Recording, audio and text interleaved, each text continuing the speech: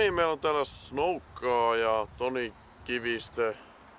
Hän just veti tuossa aikamoiset snoukkaukset. Toni, mitä on snoukkaaminen? No siis, toi kysymyksen asettelu oli vähän väärä, kun tää on snoukkarointia.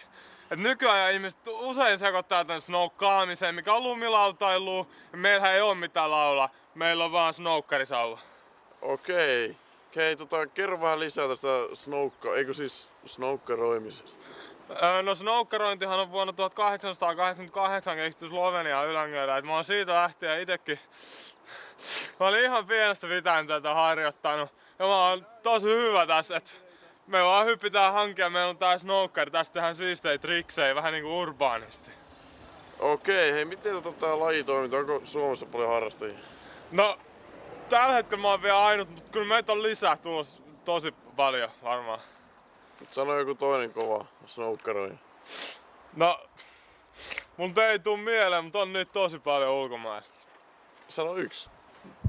Mä tosiaan suosittelen tosi lämpimästi tätä lajia kaikille, että snoukkarointi on yksi mun lempiharrastuksista, lautapeliä. Mitä sä teet tuolla putkella? Mä en oikein tajunnut tätä. Se meni niistä tapatsi rikki.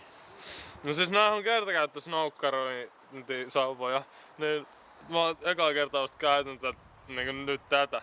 Mut niitä menee haella, mut niitä saa kaupasta aika halvalla. Tai pitää ensin kuluttaa 2,5 perirullasta.